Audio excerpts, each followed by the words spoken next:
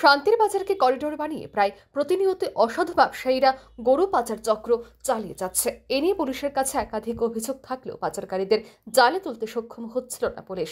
অবশেষে শুক্রবার সন্ধ্যা রাতে ভেহিকল চেকিং এর সময় শান্তির বাজার থানার পুলিশের হাতে আটক করে 2 গাড়ি ভর্তি গরু।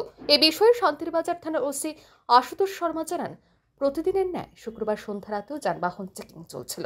ঠিক সেই সময় 2টি গরু বোঝাই গাড়ি দ্রুত গতিতে নাকা পয়েন্ট অতিক্রম করে। সাথে সাথেই পুলিশ গাড়ি দুটিকে আটক করতে তাদের পেছনে ধাওয়া করে। পরবর্তী সময় শান্তির বাজার মহকুমা শাসকের কার্যালয় সংলগ্ন এলাকায় স্থানীয় লোকজনদের প্রচেষ্টায় 2টি গাড়িকে আটক করতে সক্ষম হয় শান্তির বাজার থানার পুলিশ। তার মধ্যে একটি গাড়ি থেকে 12টি এবং একটি গাড়ি থেকে 10টি গরু অর্থাৎ মোট 22টি গরু উদ্ধার করে পুলিশ।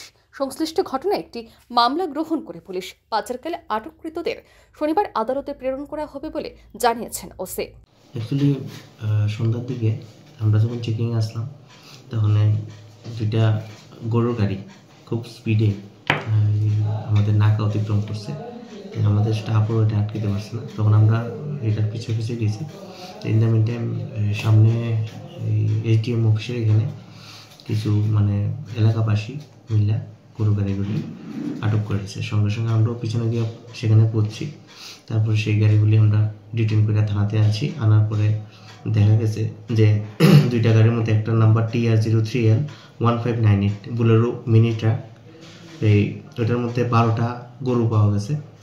আর আরেকটা গাড়ি যেটা নাম্বার TR03L1518 বুলেরো, সেটাও মিনি ট্রাকই, তো এবং সেটার মধ্যে 10টা গরু পাওয়া গেছে। একসঙ্গে কইরা তারা খুব নৃশংসভাবে গরুগুলি নিতেছিল। তো সেই ব্যাপারে আমরা একটা মামলা নিতেছি, থানাতে রেজিস্টার করা হইব এবং কালকে অ্যাজ ইউজুয়াল আমরা কোর্টে সেগুলি প্রেরণ করব। শান্তির বাজার মহকুমার লাউগাঁও এলাকার 2 ব্যক্তি এই পাচার কাণ্ডগুলির সাথে যুক্ত বলে স্থানীয়দের অভিযোগ। গোটা বিষয়টি খতিয়ে দেখছে police.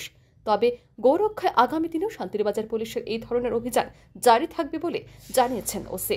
Bureau report, RE news.